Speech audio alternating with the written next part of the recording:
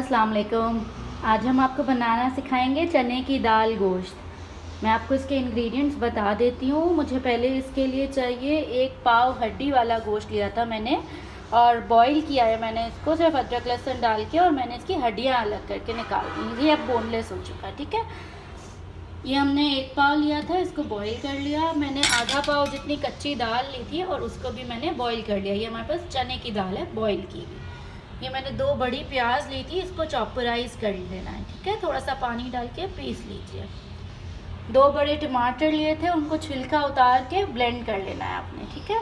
ये मेरे पास 1 चाय का चमचा भर के हरा मसाला है। इसमें मेरे पास जिंजर गार्लिक पेस्ट होता है और ग्रीन चिलीज़ होती हैं। आपके पास हरा मसाला नहीं हो पिसा हुआ तो आप सिंपल जिंजर गार्लिक पेस्ट भी 1 टीस्पून डाल सकते हैं।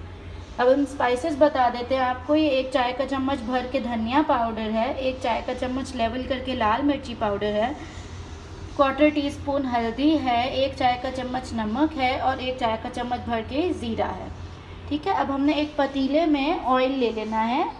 हमारे पास जो यखनी बची थी, जो हमने गोश्त बॉईल किया था पानी डाल के, हमने वो भी रखी है। अब हम देखेंगे हमें कितना ज़रूरत होगा, जितना शोरबा करना होगा उतनी हम यखनी ऐड करेंगे। अब हम मसाला भून लेते हैं। ये पतीले में हमने तेल ले लिया है आधा कप। अब हम चूल्हा जलाएंगे और प्याज को भूनेंगे। हमारा चूल्हा जल गया है। अब फुल आंच पे हम प्याज को इतना भूनेंगे कि ये लाइट गोल्डन ब्राउन हो जाए। बहुत डार्क नहीं करिएगा, सालन का रंग ख़राब हो जाता है। इसमें हमने थोड़ा सा पानी भी डाला था, तो 5 से 8 मिनट लगेंगे इसको अच्छी सी गोल्डन ब्राउन होने में। हमारी प्याज ब्राउन होने लग गई है अच्छे से। अब हम इसमें टमाटर ऐड कर देंगे। नहीं, पहले हरा मसाला ऐड करेंगे हम। पहले हम हरा मसाला ऐड कर देंगे, हल्का सा इसको फ्राई करेंगे। ये मेरे पास जिंजर गार्लिक पेस्ट है। साथ ही हम इसमें टमाटोज पिसे हुए डाल देंगे।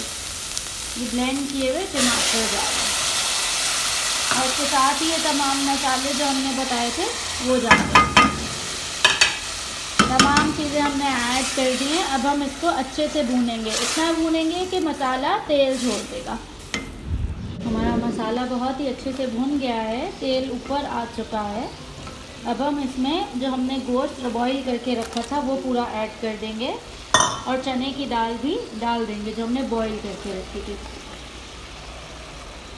साथ ही थोड़ी सी यखनी डालेंगे। ये मैं 1 कप जितनी यखनी अभी डाल रही हूँ, फिर हम देख के डालेंगे। जितनी ज़रूरत होगी उतनी ऐड करेंगे, जितना हमें शोरबा रखना हो। अब हम इसको अच्छे से मिक्स कर लेंगे, क्योंकि हमारी दाल भी गली हुई है और गोश्त भी हमारा बहुत ही अच्छे से गला हुआ है। मैंने बीफ लिया था बछिया का। आप चाहें तो चिकन से भी बना सकते हैं, लेकिन बीफ या बछिया के गोश्त से बहुत ही अच्छा बनता है। बकरे के गोश्त से भी अच्छा बनता है, उसका अलग ही जायका आता है। ज़रूर ट्राई कीजिएगा गाय के गोश्त से। मैं इसमें तकरीबन 1 कप और डाल रही हूँ यखनी।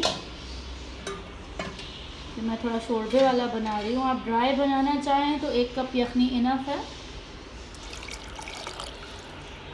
मैंने 2 कप इसमें यखनी डाल दिया। अब हम इसको ढक के 10 मिनट दरमियानी आंच पे कुक करेंगे। हल्के पे नहीं रखना है क्योंकि सब चीज़ें गली हुई है। बस अच्छे से मसाला और सब टेस्ट गोश्त और दाल में आ जाए तो हमारा ये सालन रेडी हो जाएगा। अब हम इसको 10 मिनट के लिए ढक के कुक करेंगे। ये हमारा चने की दाल गोश्त तैयारी पे है। बस अब हम इसका चूल्हा बंद करेंगे। मैंने ये शोरबे वाला बनाया है। आपके यहाँ कम शोरबा पसंद किया जाता है तो आप ज़रूर कम यखनी डालिएगा, ठीक है। मैंने इसमें तकरीबन 3 कप जितनी यखनी डाल दी थी और इसको कुक कर लिया है। अब बस हम इसका चूल्हा बंद कर रहे हैं। ये हमारा रेडी है।